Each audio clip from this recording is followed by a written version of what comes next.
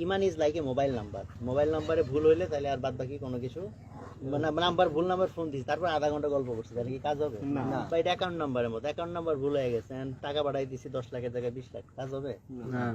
তো এই জন্য ইমানের মধ্যে কোনো ছাড় নাই। ইমানের আন্ডারস্ট্যান্ডিং ইজ ভেরি ইম্পর্টেন্ট। যদিও মেজরিটি মানুষ আমরা আজকে আধুনিক শিরক ব্যাপারটা বুঝি না, আধুনিক ইমানের সাথে সেকুলারিজমের সংঘাত আমরা বুঝি না। তো এটা একটা ইম্পর্টেন্ট জায়গা, যে কারণে আমাদের প্রচুর মানুষ আছে আমরা ইমান হারাই ফেলছি, বাট আমরা জানি না যে আমরা ইমান হারাই ফেলছি। আর আমলের গুরুত্ব নিয়ে কথা বলছেন, বিশেষ করে রিসেন্টলি আমি এটা নিয়ে অনেক এমফেসাইজ করি। একটা সময় আমি প্রচুর বই সাজেস্ট করতাম মানুষকে। তা আমার কাছে রিসেন্ট টাইম মনে হচ্ছে ইলমের ব্যাপারটা একটা ফিতনা হয়ে গেছে অনেকের ক্ষেত্রে। একটা হচ্ছে আমি যদি আলেম হওয়ার জন্য টার্গেট, একটা হচ্ছে বেসিক ইলম, এটা তো ফরজ, সেটা তো সবার লাগবেই, যে বেসিক ইলমটা আমার লাগবেই, সেটা নিয়ে তো কোনো কথা নাই।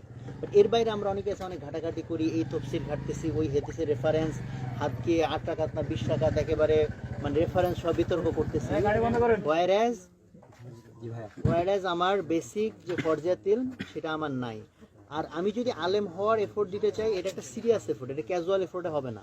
বাট ক্যাজুয়াল এফোর্টে যখন এরকম ইলম আমরা অর্জন করতে চাই, বরং আমাদের মধ্যে অহংকার তৈরি হয়, যে অহংকার আমার আরো পতন ঘটায়। যে কারণে আমি মনে করি যে আমল এবং ইলমের মধ্যে একটা সমন্বয় থাকা দরকার। হাসরের ময়দানে যে প্রশ্নটা হবে যে তুমি যা ইলম অর্জন করছো সেই অনুযায়ী কতটুকু আমল করছো। তো আমি ছোটবেলায় ভাবতাম আরে এটা তো বাইপাস করা সোজা, ইলম অর্জন করবো না আমলও করবো না, আল্লাহ বলবো ইলম ছিল না আমল। কারণ ইলম যদি বেশি হয় তাহলে তো ধরা খেয়ে যাবো না যে ইলম এত হয়েছে আমল কেন কম হয়েছে। তো বাট এই প্রশ্নটার একটা হাকিকত রিসেন্ট টাইম আমার কাছে খুব ফিল হয়, সেটা হইতেছে যে আমি ইলম বাড়াইলাম বাট আমার আমল বাড়াইলাম না, তাহলে এটা একটা প্যাস খাওয়ার মতো বিষয়। কারণ সাধারণত আমার ধারণা একটা অহংকার পয়দা করে দেয় মানুষ। ইলমের একটা গরম আছে, যে গরম আমল দিয়ে ঠান্ডা করতে হয়। এই জন্য আমলের যে গুরুত্বের কথা বলছেন, শুধু ফরজ নামাজ না, জিকির আজকার এবং গুনাহ থেকে বেঁচে থাকা। যদি বলা হয় যুবকদের জন্য পরহেজগারি কি, আমি বলবো গুনাহ থেকে বেঁচে থাকা।